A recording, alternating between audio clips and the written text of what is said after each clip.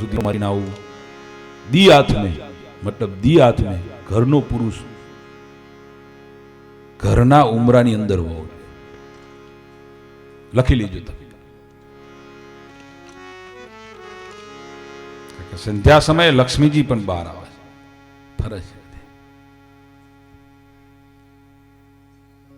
પણ જે ઘરમાં ઘર ધણીને ભાળે નહીં ને એટલે લક્ષ્મી કે હાલો જવાય દો બીજી એટલે આપણા વડવાઓ કહેતા કે દી હાથમાં એટલે જ્યાં હોય ત્યાં રોકાઈ જ જાય બાપા સફર ના કરે જ્યાં ત્યાં અને તરત કહી દે કે દી હાથમાં છે એટલે હાલો હવે ઘરે ઊભા થાવ આખો દિવસ ભલે બેઠા હોય પણ દી હાથમાં એટલે તરત કે દી હાથમાં જ હવે આપણે અંજવાળે ઘરે પહોંચી જઈએ એમ પણ આજના યુવાનો મારા દી હાથમાં બહાર નીકળે બાપા દી હાથમાં બહાર નીકળે અને બેન દીકરી હોય તે દી હાથમાં એટલે આપણા ઘરમાં જ હોવું જોઈએ એ અડધો કલાક જે છે એ દી હાથમાં એ પૂજાનો સમય સંધ્યા આરતી મંદિરોમાં આરતી થતી હોય તો મંદિરમાં હાજરી હોવી જોઈએ મને ખૂબ આનંદ છે કે અહીંયા મંદિરમાં સંખ્યા ખૂબ મોટા પાયે રહે છે પણ હકીકતમાં જે જતા નથી ને એ આજથી પ્રતિજ્ઞા કરજો તમને આખા દિવસમાં 5 મિનિટ ભગવાન આગળ ઉભી રહેવાનું મન નથી થતું સાંજે 5 મિનિટ હમણાં માંદા પડો ને મહિનો હોસ્પિટલમાં રહેવાનું થાય અને પડ્યા ભગવાનને યાદ કરવા તો ભગવાન કે તું ગામમાં આટા મારતો તો ખોટો તો 5 મિનિટ ના આવ્યો મારી આરતીમાં પૂજારી ઘંટડી ખખડાઈને થાકી જતો તો આવ્યો નહીં ત્યાંથી નીકળી જાય આમ ખાલી જોઈને કે કેટલા ભગતો અંદર ઉભા છે અને સીધો પાનના ગલ્લે સીધો દુકાને નાન કે હડિયું કાઢતું હતું બી બજારમાં હવે હોસ્પિટલમાં પડ્યો તો ભગવાન હે ભગવાન હે ભગવાન હે ભગવાન કરે હા એટલે સંધ્યા સમય ભગવાન ઠાકોરજીની ઝાલર વાગે તો ત્યાં જવું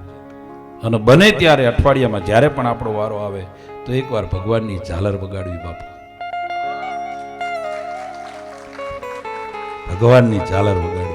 આપણા બાપ દાદા એ સંગીત મૂકીને ગયા છે ને એ કાંસાની ઝાલરો એ બાપ તમે જો વગાડી છે ને તો તમારો છોકરો વગાડશે અને એને પણ વગાડી છે તો એનો છોકરો વગાડશે ભગવાન કે મારા આંગણે ઝાલર તું એકવાર વગાડ તને જાજર માન કરી દેશે એ ઝાલરો ભગવાન બેરા છે એટલે નથી લગાડી કે ભગવાનના આનંદ માટે નથી લગાડી ભગવાન જોવે છે બાપુ કે કોણ આવે છે કોણ ખકડાવે છે આ ઝાલરો એટલે ઝાલર વગાડવી ભગવાનના ત્યાં આ અમથા શોભાના નથી બાંધ્યા ત્યાં એ પિત્તલના ઘંટ અને ઝાલરો કાંસાની એ આ જીવી સાક્ષી પુરુષ ભગવાનના ત્યાં જઈને કે ભગવાન આ સમયે હું તારી પાસે નકર આખો દિવસ આરતી ના ચાલુ હોત બાપુ આ વડવાઓ કંઈક કરીને ગયા છે ને આખો દિવસ આરતી ચાલુ હોત પણ નહીં સવાર બપોર અને સાંજ સંધ્યા એટલે આખા દિવસ તમે ન હોય તો પણ સંધ્યા ટાઈમે તો તમારા મંદિરમાં આજથી જેટલા પણ મંડપમાં છો જ્યાં પણ તમારું નજીક એવું નથી કે અહીંયા જ ત્યાં પણ જ્યાં પણ તમને નજીક લાગતું હોય મંદિર તો 5-10 મિનિટ મંદિરે જઈ આવો સંધ્યા સમય કોઈની રાહ જોયા વગર કોઈની આજુબાજુ જોયા વગર જેને તમને ટાઈમ મળ્યો છે તો તમારા પગ મંદિર બાજુ વળવા બસ કે જઈને આવું છે એ મંદિરે જતા તમને જોશે ને તો તમારું અપમાન કરતા ગમે તેવો માણસ હશે ને તો એ થોડો હાથો પડશે કે ના અપમાન નથી આ મંદિરે જવાની ને આવવાની ઉર્જા અપમાન નહીં કરે કોઈ દિવસ કોઈ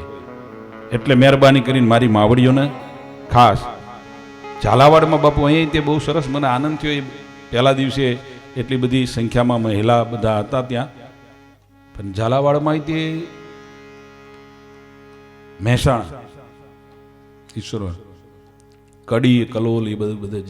ઝાલાવાડ છે ત્યાં મંદિરોમાં આજ પણ રામાયણના પાઠો થાય 25-50 ગુટકા પડ્યા હોય રામાયણના એક બાજુ બહેનો હોય 10-15-25 એક બાજુ 10-15 પુરુષો હોય અને એક દુઓ બહેનો ગાય અને એક દુઓ પુરુષ ગાય બધા સમૂહમાં અને એવી રમઝટ બોલાવે આખા ગામની ઉર્જા તમે જુઓ ને બધાને કોઈ પણ અજાણ્યો મહેમાન આવ્યો હોય ને અને માનતો ના હોય કે નાસ્તિક હોય ગમે તે હોય પણ એને મન થાય કે હાલો ને આપણે મંદિર જેવી આ બધા ગાય છે તો આટલું સરસ અને બીજી આનંદની વાત એ બાપુ આપણે કરેલું છે કારણ કે મારા નાના મારું પૂર્વાશ્રમનું મોસાળ આ દાદા ત્યાંના છે વિસુદપુરા, ભવ્ય મંદિર છે રામજી મંદિર, અને મેં નાનપણમાં જોયેલું. અને વચ્ચે આવી જગ્યા હોય ને બાપુ, એટલે ગામના છોકરાઓ હાથમાં કડતાલો લઈ અને વચ્ચે લંગડી લે. હવે એ છોકરાને કંઈક શીખવાડવું પડે બાપુ. પછી જે નાનપણમાં થઈએ ચોપાઈના દુવા ઉપર એ રમઝટ બોલાવે છોકરાઓ, અને એને ખબર છે કે આ બાજુ માવડીઓ બેઠી છે અને આ બાજુ વડીલો બેઠા, અને વચ્ચે, અને એ શરૂઆતમાં જેના પગ ખુલી ગયા બાપુ, પછી એને ગમે તેવી સફર કરવાની હોય તો એને પગમાં થાક લાગે. જેના રામના નામે જે સંતાનો નાચે છે, રામના નામે રામની ચોપાઈઓ પર જે છોકરાઓ તાલ મિલાવે બાપુ, તો દુનિયામાં કોઈની તાકાત નથી કે એનો તાલ બગાડી શકે. આ કહેવાનો મારો ભાવાર્થ એ છે. અદ્ભુત છે. સંતાનોનો દોષ ના દેશો બાપુ, એ તો બિચારા હાથમાં કડતાલ લેવા માટે તૈયાર જ છે, પણ આપણે હાથમાં ગુટકા લેવાની તૈયારી હોવી જોઈએ રામાયણના, અને ચોપાયો બોલવાની આપણામાં પણ ઓલી હોવી જોઈએ આમ. કારણ કે કહેવત છે કે મોરના ઈંડાને ચિતરવા ના પડે. મોર છો તમે, મોરના ઈંડા છે તો કલર ક્યાં ગોતસ બાપ? હા, એની આપો આપ ખીલી જશે, તારું ભજન પકાય એની આપો આપ કલર પકડી લેશે. હા,